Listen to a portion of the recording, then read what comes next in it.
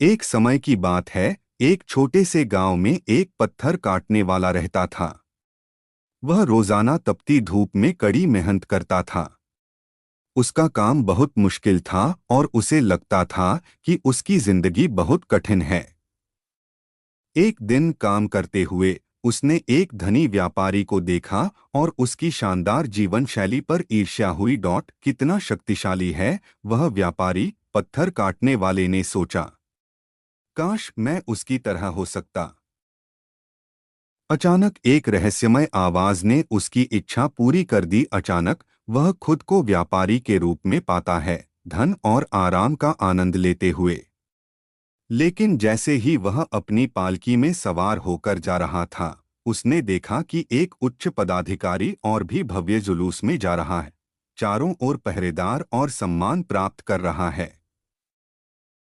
कितना शक्तिशाली है वह पदाधिकारी, उसने सोचा। काश मैं उसकी तरह हो सकता। फिर से उसकी इच्छा पूरी हुई और वह पदाधिकारी बन गया। वह शक्ति और सम्मान का आनंद लेने लगा। लेकिन एक गर्मी के दिन उसे सूरज की तीव्र गर्मी का एहसास हुआ। ऊपर देखकर उसने सूरज को तेजी से चमकते देखा। कितना शक्तिशाली है वह सूरज, उसने सोचा। काश मैं सूरज हो सकता। और वह सूरज बन गया, धरती पर रोशनी और गर्मी बिखेरते हुए। लेकिन जल्द ही उसने महसूस किया कि उसकी किरणों को कुछ रोक रहा है। वह एक बादल था। वह बादल बन गया, सूरज को ढककर बारिश लाते हुए। लेकिन फिर उसने एक मजबूत ताकत को महसूस किया जो उसे दूर धकेल रही थी। वह हवा थी। कितनी शक्तिशाली है वह हवा, उसने सोचा। काश मैं हवा हो सकता।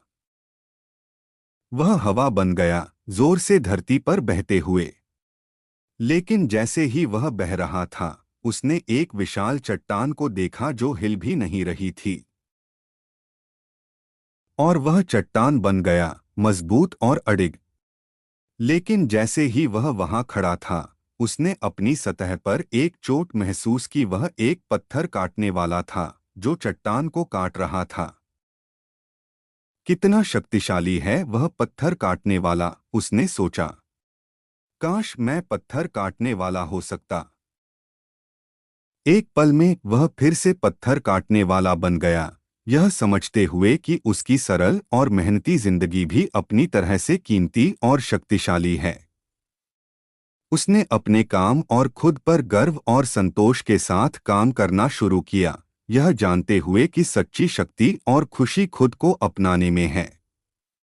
उस दिन से वह नई ऊर्जा और संतुष्टि के साथ काम करता रहा, यह जानते हुए कि असली शक्ति और खुशी अपने होने में ही है।